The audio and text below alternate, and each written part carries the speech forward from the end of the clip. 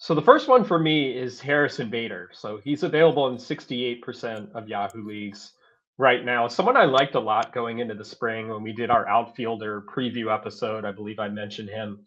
However, he began the year on the injured list due to an oblique injury. He's set to face Luis Severino in batting practice on Thursday. Then he's going to go out on a minor league rehab assignment. Given the lengthy absence, though, I would expect him to need several games in the minors to shake the rust at the plate. But he should be back by the end of the month. Granted, there's a lot of injuries going on right now, so maybe your IL spots are full. Maybe not. I love IL stashes. I think we talked about this in previous weeks. Alex Kirilloff last week, Brian Bayo the week before that. Bayo didn't work out so great in his first start back, but that's the advantage of the IL spot in certain on certain websites where you can keep that player in the IL spot, see how they do in their first start back, first couple of games. You can do that with Bader too. What I like about Bader, sprint speed. 90, he's regularly in the 90th percentile so far in the majors. The Yankees have been very aggressive with stolen bases, a top 10 team as far as stolen bases so far. I expect him to run when he gets the chance. And also, Bader has hit as many as 16 home runs in a season. He can be a double-digit homer steal guy in Yankee Stadium. Good situation in lineup. To me, he's an obvious stash. Yeah, for sure. Category Juice will play. He's won a Gold Glove before, so if he's healthy, that will mark his position in the lineup. You think, well, what do I care about defense? Well, if you're a really good defender, you're on the field. Very true. The Yankees lineup is in flux right now. I mean, it's who's to say that Bader couldn't eventually percolate to the top of the lineup, and even if he bats eighth or ninth, he's still going to get up with Aaron Judge, batting sometimes, which could help. It could offset the fact that he might be in the bottom third of the lineup. I think he could eventually be their leadoff hitter. I know he doesn't have traditional leadoff skills, 317 career OBP, but bottom line is this: he offers a really good speed, some power. He might hit for what would be a fantasy league average batting average. So people may say, well, he's going to hurt my average. I think he'll be neutral there. I'm not so worried about that.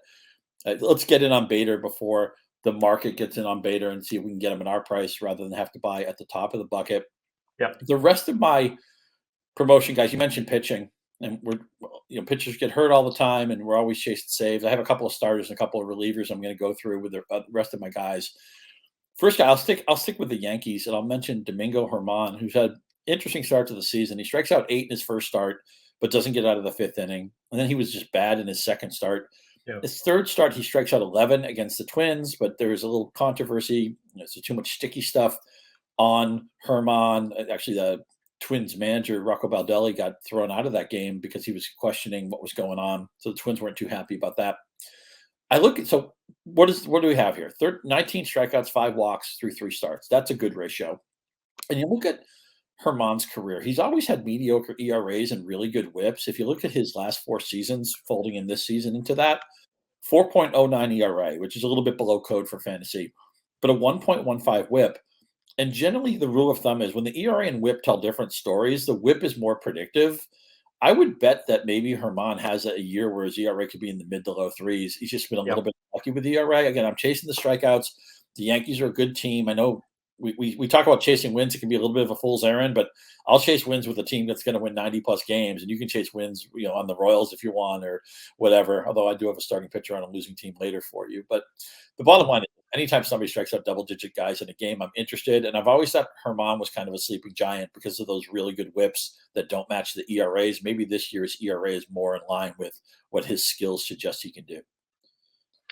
I like it. I think he's worth a shot, especially like we were saying. I mean, it's getting thin out there for, kind of breakout guys who haven't yet percolated above 50% rostered in Yahoo. And I think German is one of those.